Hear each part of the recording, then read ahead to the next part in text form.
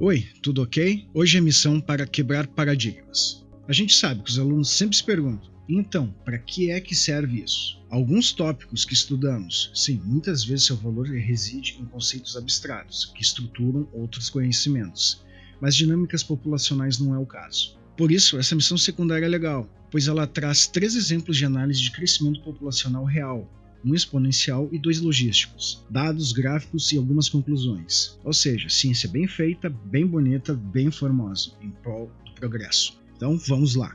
Crescimento exponencial, epidemia do Ebola. Ebola é um vírus que causa medo por causa da taxa de mortalidade extremamente alta.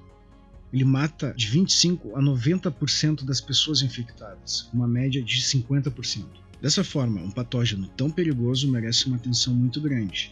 E avaliar a dinâmica populacional do vírus e hospedeiro, no caso nós, seres humanos, é crítico. Em 2014 ocorreu uma forte epidemia do Ebola na África Ocidental. Eis os números. Em 6/7 de 2014, foram registradas 5.000 pessoas infectadas e 2.500 faleceram. A impressionante letalidade de 50%. Para se ter uma ideia, o coronavírus possui uma letalidade de 2% e causou, ao menos até a metade de 2021, mais de 3.800.000 mortes. Esse é o gráfico da situação. Note que não estamos tratando diretamente sobre a população de vírus. De qualquer forma, seria impossível amostrar a quantidade de partículas virais que se replicam e quantas morrem antes de se replicar. Mas como se trata de um parasita, estamos utilizando o N como número de pessoas infectadas. Daí você me diz, mas ecologia de população e processos populacionais não precisa de taxa de morte, tamanho de população e etc? E eu respondo, depende. Esse é um bom exemplo, pois mesmo não se tratando de um N populacional, estamos inferindo esse N com o número de infectados. Os pesquisadores na época, analisando os dados disponíveis, concluíram que em algumas semanas o número de contaminados poderia ultrapassar 15.000 casos se nada fosse feito. Vocês, que já são especialistas em populações, obviamente vão dizer, uma curva de crescimento exponencial. E é isso mesmo. O vírus possui um potencial biótico enorme e estratégias evolutivas bem eficientes. Ele consegue, in natura, seguir um padrão de crescimento exponencial. O que fazer? Uma tática é recorrer aos próprios ensinamentos dessa unidade, forçar essa população a entrar em uma curva logística. A população em questão é de infectados e 50% deles morrem com infecção. Realmente é a primeira coisa a se pensar. E dentro desse pensamento já vem embutido outro conhecimento, K, a capacidade de suporte, ou de carga. Esperar essa população de vírus ficar densa demais naturalmente, então desacelerar o crescimento significa muita gente morta. Temos que intervir e implicar uma capacidade de suporte, negativar o R, a taxa de crescimento per capita, para menos pessoas morrerem. O que é que se faz? É possível negativar o R se conhecermos as interações ecológicas do parasita. O Ebola está presente em fluidos corporais, como sangue, saliva e sêmen. Evitar contato com pessoas infectadas e fluidos corpóreos, assim como outros hospedeiros como morcegos, antílopes e outros primatas, isso é atacar o espalhamento, limitar os recursos de sobrevivência, pois um parasita precisa de um hospedeiro para se reproduzir. A outra forma mais eficiente é a vacina. Vacinar a população, preparar o sistema imunológico para uma infecção é a melhor solução, sem sombra de dúvidas. Aplicando essas táticas, o prognóstico de infecção é este. Note a tendência, de 15.602 casos para 7.750.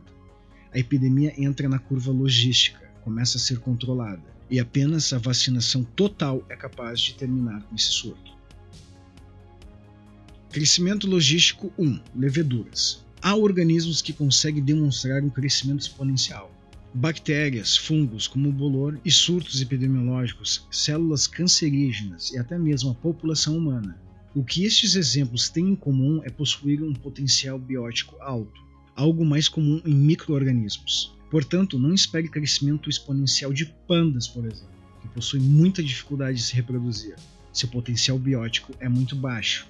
A população humana entra nesse exemplo, não por ter um potencial biótico muito elevado. De fato, somos K-estrategistas e apresentamos uma curva de sobrevivência do tipo 1, poucos acidentes e bastante cuidado parental. A população humana figura entre esses exemplos extremos por outro motivo, o K, a capacidade de carga. a limitação no crescimento populacional devido à densidade. Através da ciência e tecnologia, conseguimos tirar o K da equação, apresentando assim uma curva exponencial de crescimento. Dito isso, vamos ao nosso primeiro exemplo de crescimento exponencial: leveduras. Leveduras são fungos unicelulares e bastante presentes em nossa vida. Estes pequenos seres são utilizados por causa da sua respiração celular anaeróbica, cujo resultado é o CO2, gás carbônico, e álcool. Dessa forma, utilizamos para fermentar e crescer bolos e pães e também na produção de bebidas alcoólicas. Uma cultura de leveduras em tubos de ensaio demonstra o seguinte gráfico de crescimento populacional.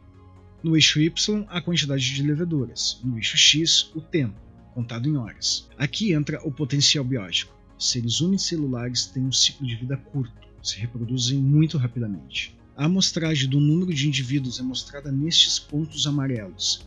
Se utiliza um processo estatístico chamado de regressão, linear ou exponencial, para se criar uma curva ou reta que represente o comportamento geral do fenômeno observado. Então note que a curva de regressão se aproxima do modelo logístico. Nas primeiras 25 horas apresenta um forte crescimento. A densidade populacional não trava o crescimento. Há recursos, no caso do alimento, de sobra, e a população prospera. Após as primeiras 25 horas, há uma forte desaceleração do crescimento. Lá por 35 horas de cultura, a população atinge um equilíbrio entre novos indivíduos que nascem e que morrem. É a capacidade de carga, a carga biótica máxima ou a capacidade de suporte, o K. Estas três definições são a mesma coisa, dependendo onde você for ler. Vai aparecer alguma delas e são a mesma coisa, que se referem ao K, o número máximo, densidade de indivíduos que uma população suporta. A partir de então, a população entra em equilíbrio. R, a taxa de crescimento per capita, fica oscilando perto de zero. A população não cresce nem diminui muito. É um grande exemplo de crescimento logístico. O gráfico muda um pouco, pois, como comentado, unicelulares se reproduzem muito rápido. Exemplo de crescimento logístico 2. Focas. Mudando de reino, agora para o Animalia, temos uma outra forma de crescimento logístico. Focas são mamíferos aquáticos com um potencial biótico bem menor que leveduras. A gente pode notar isso no gráfico dessa pesquisa. No eixo Y, o número de indivíduos, ou seja, o tamanho da população, N. No eixo X, agora se utiliza anos ao invés de horas. Essa pesquisa coletou dados de uma população entre 1975 até o ano 2000, 25 anos coletando dados. Os resultados foram estes. Os pontos amarelos são o N amostrado da população. Traçando a curva de regressão para compreender qual o padrão que a população se comporta, eis que aparece a curva logística. De 1975 até 1980, um crescimento inicial exponencial, como se espera. Uma população pouco densa tem menos competição por recursos. A tendência é que a taxa de natalidade seja alta em comparação à taxa de mortalidade. Ou seja, o R, a taxa de crescimento per capita, é positiva e alta. Entre 1985 a 1990, há uma desaceleração no crescimento. K, a capacidade de suporte, começa a limitar a taxa de crescimento. População mais densa, mais competição por recursos, mais doenças, os fatores que diminuem a fecundidade e aumenta a mortalidade. Entre 1990 e 1995, vemos algo interessante. A população extrapola a capacidade de carga, K. Há um preço a se pagar por isso. A taxa de mortalidade supera a natalidade. R fica negativo, então, a população diminui em número. Então, a tendência é equilibrar no tamanho máximo da população. Outro belo exemplo de crescimento logístico. Final. Um grande exemplo de crescimento exponencial é da população humana, mas isso foi bem demonstrado em sua missão específica. Estes três exemplos analisados hoje são bem legais para visualizar a relação entre um modelo matemático, que chamamos de ideal, e o que se encontra na vida real.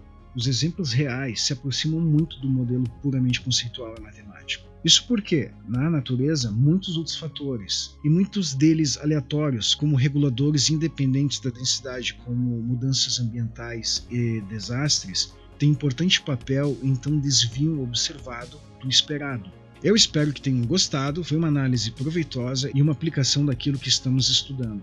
Analisar dinâmicas populacionais tem uma aplicação real extremamente importante.